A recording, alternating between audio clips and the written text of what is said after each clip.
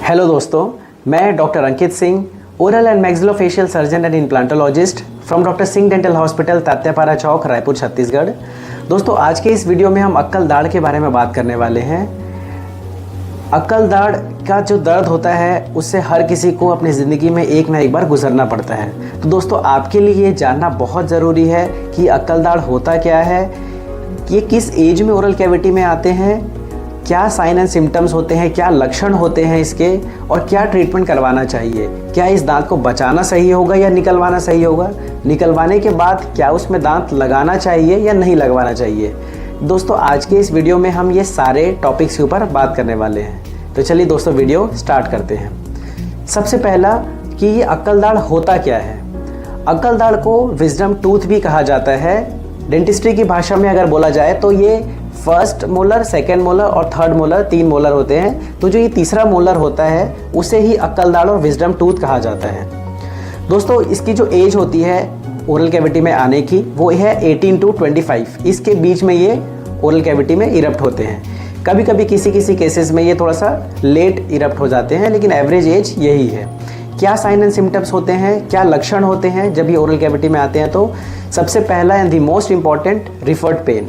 Referred pain means जब यहाँ पे ओरल कैविटी में वो आ रहा होगा तो यहाँ तो दर्द होगा ही होगा, साथ ही साथ आपको हेड में पेन होगा, ईयर में पेन होगा, posterior part of the mandible में पेन होगा या फिर नेक में पेन होगा।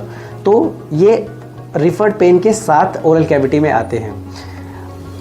ये थोड़ी सी स्वेलिंग भी दिखता है यहाँ पे, क्योंकि ये मसूड़े को और हड्डी को चीरते हुए बाहर आता है तो पेन, स्वेलिंग होती है। यहाँ पे कुछ मसल्स होते हैं जो मुंह खोलने और बंद करने में मदद करते हैं, तो उस मसल में भी इम्पैक्ट पड़ता है, जिसकी वजह से आपके मुंह कम खुलता है जब ये दांत ओरल कैविटी में आ रहा होता है। तो ओरल कैविटी को जब आप खोल के देखेंगे तो वहाँ पे कुछ लालिमा दिखेगी, रेडनेस दिखती है जब ये ओरल कैविटी में आते हैं। तो ये दोस्तों कुछ सिम्टम्स होते हैं। अगर ये सिम्टम्स आपको दिख रहे हैं तो आपको तुरंत वेट नहीं करना चाहिए, नियर बाय डेंटिस्ट के पास जाना चाहिए और एक्सरे करके वो उसका प्रॉपर ट्रीटमेंट आपको बताएंगे।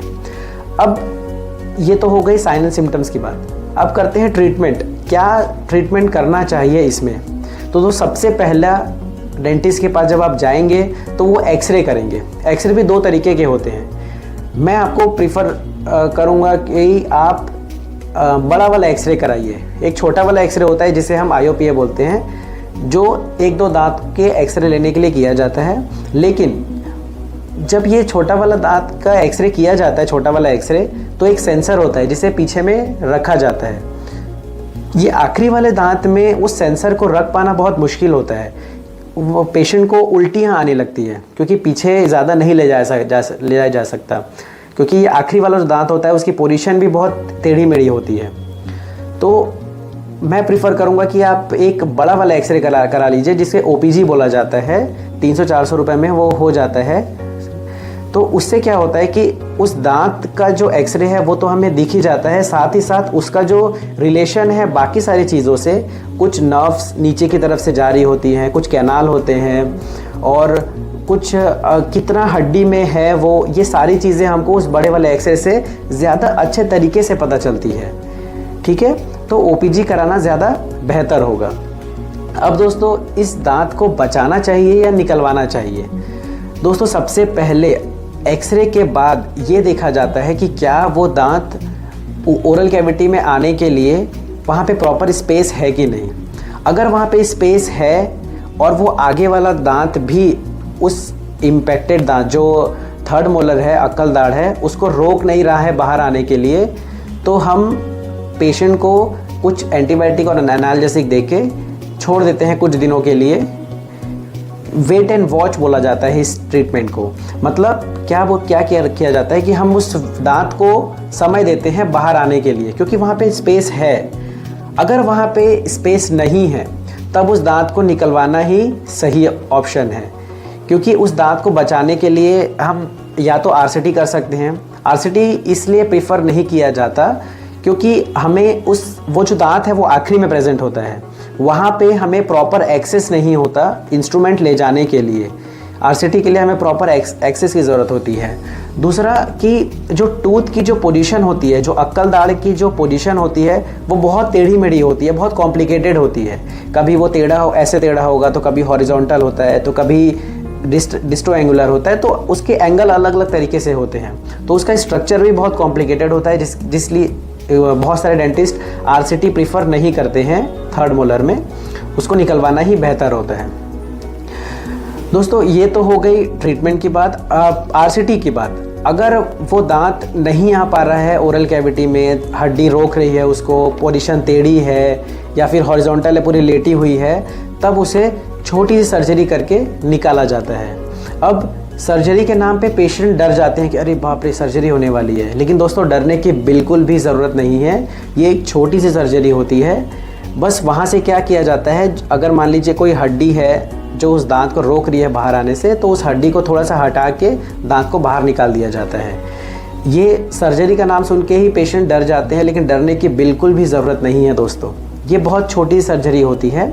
ठीक, सर्जरी करने के बाद कुछ समय तक, हो सकता है आपको 4 से 5 दिनों तक कुछ आराम की ज़रूरत पड़े, कुछ सावधानियां बरतनी पड़े, जो हम बताते हैं आपको पूरी तरीके से। और दवा लेने से वो दर्द भी नहीं होता जो थोड़े मोड़े दर्द होते हैं दांत निकालने के बाद। तो दोस्तों दांत निकलने के बाद क्या उसमें दांत लगाना चाहिए? तो दांत उसमें लगाने की ज़रूरत नहीं है, क्योंकि दोस्तों जो चबाने का जो काम है वो हमारे फर्स्ट और सेकंड मोलर ही पूरा तरीके से कर देते हैं। उस आखिरी वाले जो मोलर है, अक्कल दाढ़ है, उससे हम चबाते ही नहीं, तो उसको में दांत लगाने का कोई मतलब ही नहीं होता, क्योंकि वहाँ पे स्पेस ही नहीं है। अब आप खुद सोचिए ना, वहाँ पे स्पेस नहीं है जिसकी वजह से वो बाहर नहीं आ पा रहा है, इसलिए हम उसको निकाल रहे हैं, तो दांत लगाने का तो कोई मतलब बनता नहीं वहाँ पे। तो दोस्तों ये थे कुछ अक्कल दाढ़ से रिलेटेड कुछ जानकारियाँ। अब इसमें 1-2 पॉइंट्स और मैं आपको बताना चाहता हूँ। जैसे अगर आपको अक्कल दाढ़ जब आ रहा होता है ओरल कैविटी में और आपको पेन हो रहा है, तो आप घर पर ही नमक पानी से गरारा कर सकते हैं, जो कि दर्द को कम करता है। आप ऐसा नहीं है कि जब आपको दर्द हो रहा हो तो आप मेडिकल स्टोर में गए, आपने दवा ले लिया और दवा खा के ही आप दर्द को ख़त्म कर रहे हैं। ऐसा नहीं करना है। आपको अगर पेन हो रहा है तो आप पहले जाइए डेंटिस्ट के पास और दिखाइए उनको कि ये दर्द अगर हो रहा है तो क्या वो दांत बाहर आने के लिए कैपेबल है भी कि नहीं। क्योंकि अगर वो दांत पूरी तरीके से टेढ़ा है और आपके आगे वाले दांत को हिट कर रहा है, तो आगे वाले दांत में सड़न होने लगेगी। तो एक खराब दांत जो ऑलरेडी खराब है, टेढ़ा है, वो आपके एक अच्छे दांत को खराब कर देगा।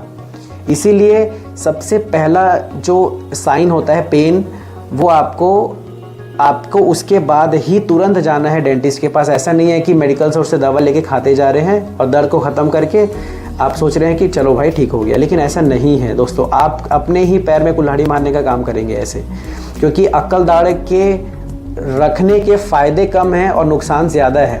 तो आपके लिए बेहतर होगा कि आप उसको निकलवा दीजिए। ठीक, और हो सके तो इस दांत को निकलवाने के लिए आप किसी स्पेशलिस्ट से करवा सकते हैं। जैसे इसके स्पेशलिस्ट होते हैं ओरल एंड मैक्सिलोफेशियल सर्जन, आप उनसे करवा सकते हैं। बाकी डेंटिस्ट भी बहुत आसानी से इस दांत को निकाल लेते हैं, ऐसा नहीं है। बस इतना ध्यान रखिएगा, कभी भी इस दांत से रिलेटेड दर्द को आप इग्नोर मत करिए, क्योंकि इस दांत के कॉम्प्लिकेशंस बहुत सारे हैं। इन सारे कॉम्प्लिकेशंस को हम कभी नेक्स्ट वीडियो में भी डिस्कस करेंगे, लेकिन आपके लिए मोटे तौर पे अक्कल दाढ़ से रिलेटेड ये सारी जानकारी जानना बहुत ज़रूरी था, जो हमने आपको दी है आज। आई होप दोस्तों आप लोगों को अक्कल दाढ़ से रिलेटेड ये जानकारी अच्छी लगी होगी। अगर आपको इससे रिलेटेड कुछ भी तकलीफ़ होती है या फिर कुछ जानकारी चाहिए, तो आप हमसे कांटेक्ट कर सकते हैं। आप हमारी MDS डॉक्टरों की टीम होती है, वो पूरी तरीके से सहयोग करेंगे आपके। तो दोस्तों चलिए आज अब वीडियो को ख़त्म करते हैं। थैंक यू दोस्तों।